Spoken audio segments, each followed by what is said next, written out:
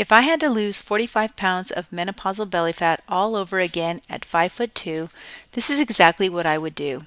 A 39-year-old physician, Dr. Rachel Felber, recently shared the 6 habits she claims give menopausal women the biggest return on investment. But as a 53-year-old woman who actually lost 45 pounds in the last 2 years, I'm going to share what really works in real life, plus the important habit she missed that made all the difference for me. Habit number 1. The first thing Dr. Rachel mentioned was increasing strength training.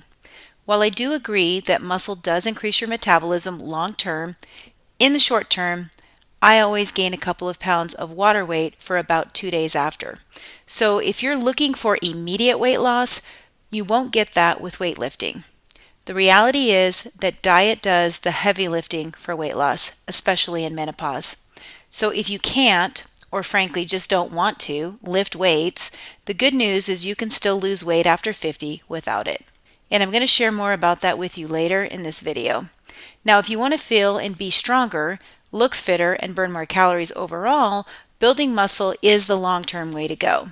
A lot of times, women lose weight, but they're still not satisfied because what they really wanted was to be in good shape, and that only happens from adding some sort of shape-shifting exercises like cardio and weights.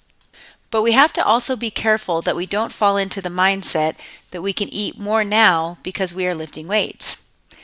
I know I'm really good at lying to myself about how much I'm eating and over-calculating the calories that I'm burning, and that is a surefire way to gain weight. And oftentimes, women feel blindsided when they see the scale go up.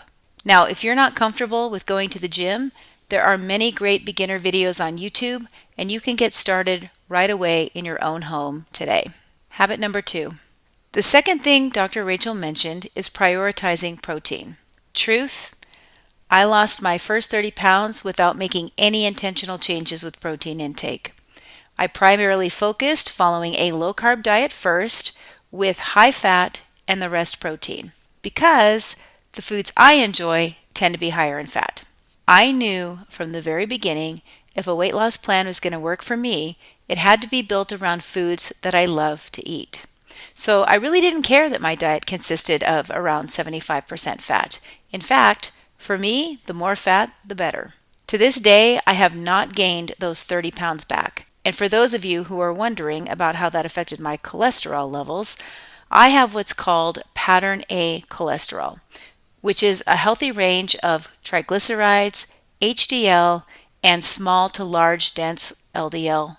Pattern A is correlated with a very low carb diet and is considered favorable and lower risk for heart disease. So extra fat has not had any negative side effects for me, and to be honest, I feel so much better on a high fat, low carb diet. In fact, when I do indulge in a higher carb meal, I'm quickly reminded why I changed the way I eat. I get increased brain fog within an hour or two, migraines for about a day, and I just feel tired overall. Now, truthfully, after losing 30 pounds pretty effortlessly on a low-carb diet, I started to plateau, and I had to change my diet slightly to lose the next 15 pounds. I changed it by increasing protein to around 30 grams per meal, 90 total per day intentionally. And in order to keep my calories where they needed to be, that meant I had to lower the fat grams, which I lowered down to 10 grams per meal. 30-10 was my ratio for 3 meals, and I kept my carbs as low as possible. That combination resulted in me shedding weight very quickly down to 130 pounds. And that is my go-to when I need to lose any weight I've regained. And yes, sometimes I do regain a little bit of weight back. Now, if I ate more than 90 grams of protein in a day, I would be overeating at 5'2", so for me, 90 is my max. And for those of you who are curious, when I am trying to lose weight, I typically eat within the range of 850 and 900 calories per day. And that will typically give me a weight loss of about 2 to 3 pounds per week. Habit number 3. The third point Dr. Rachel mentioned is the importance of getting more movement every day. Non-exercise activity thermogenesis is something that I try to incorporate whenever I can.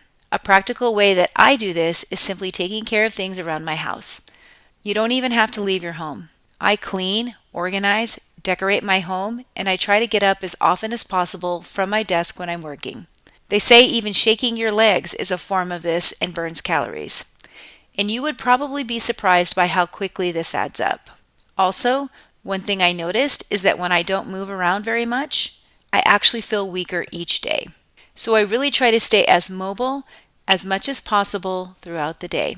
Habit number 4. High intensity training is one of the things Dr. Rachel advises for menopausal weight loss. But to be honest, I don't do it anymore. Not because I didn't like it, but because it actually started to increase my cortisol levels at the gym, and I would get such intense stomach pains from it. So I stopped doing it these last couple of years and opted for lighter intensity exercise like comfortable walking over longer periods of time. And I didn't need it to lose weight. I just did it to stay active. In fact, the one thing that really helped me lose weight the most was getting my appetite and food noise in check, which ties directly into the missing key I'll share at the end. Habit number 5.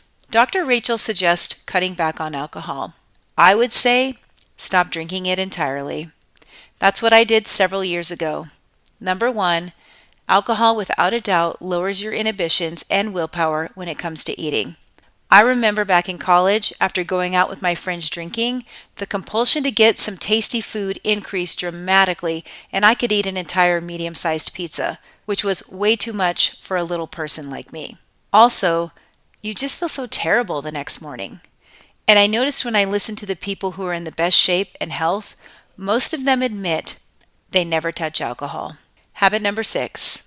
Habit number 6 was prioritizing getting a good night's sleep by changing your bedtime habits. This made sense to me until I turned 50. When I don't get enough sleep or I wake up at 2 in the morning, I definitely have less willpower and follow through on my plan the next day.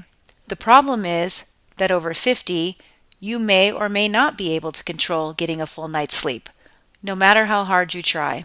Over the past 2 years, it's very common for me to wake up at 2 or 3 every morning, sometimes with severe cortisol spikes and night sweats for no reason. And then finally, I'll fall back asleep 2 hours later, which makes working the next day quite difficult. So prioritizing sleep for me means taking a nap in the afternoon if I get tired or whenever I can. Even just a 15 or 20-minute nap in my car on a break is enough for me to feel more energized again and brings food cravings way down. Now, one thing Dr. Rachel didn't mention that I believe was the absolute main reason that I lost 45 pounds of menopausal weight is changing over to a very low-carb diet and by extension, a low-calorie diet. That was when it all changed for me, when nothing else was working before that. So if you're interested in hearing how I changed my diet, I'm going to put a video right here where I talk about that in more detail. And if you're interested, I'll put the link to Dr. Rachel Felber's video down below in the description if you're interested in hearing her take.